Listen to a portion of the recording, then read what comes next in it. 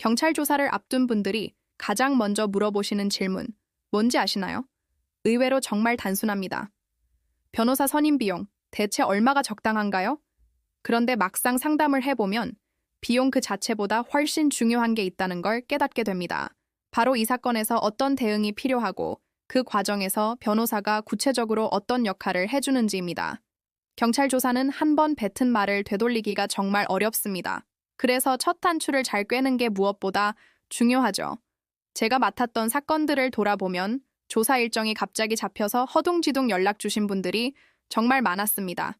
한 분은 인터넷에 나온 비용이 너무 천차만별이라 기준을 모르겠다고 하소연하시더군요. 그 마음 충분히 이해합니다.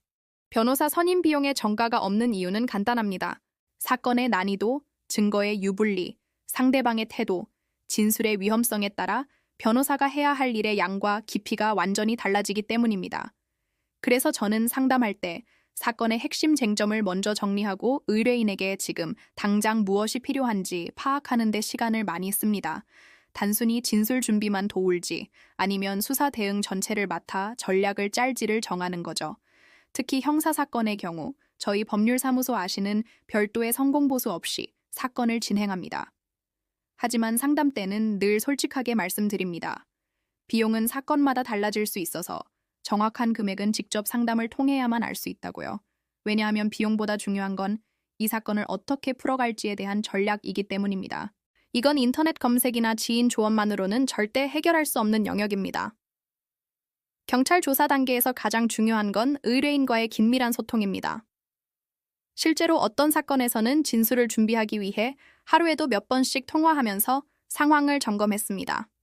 이 표현 하나가 조사관에게 어떤 뉘앙스로 들릴지, 이 대답 뒤에 어떤 질문이 따라올지를 세심하게 예측해야 하거든요. 무조건 부인하거나 방어적으로만 나가는 게 능사는 아닙니다. 때로는 어떤 말을 하지 않는 것이 최고의 전략이 될 수도 있습니다. 절차가 본격적으로 진행되면 법리 검토의 중요성은 더 커집니다. 겉보기에 단순한 사건도 막상 기록을 들여다보면 사실관계가 복잡하게 얽혀 있거나 진술의 작은 불일치가 큰 오해를 낳는 경우가 많습니다. 그럴 때마다 저는 기록을 한 줄 한 줄 직접 검토하면서 불필요한 위험을 줄일 방법을 찾습니다. 이런 과정은 겉으로 드러나진 않지만 사건의 방향을 결정하는 핵심적인 작업입니다. 그러니 변호사 선임 비용을 고민하실 때 단순히 금액만 보지 마세요. 그 비용 안에 어떤 법률 서비스가 포함되어 있는지, 변호사가 구체적으로 무엇을 해주는지를 기준으로 판단하시길 바랍니다. 사건 초기 대응은 전체 결과를 좌우하는 결정적인 단계입니다.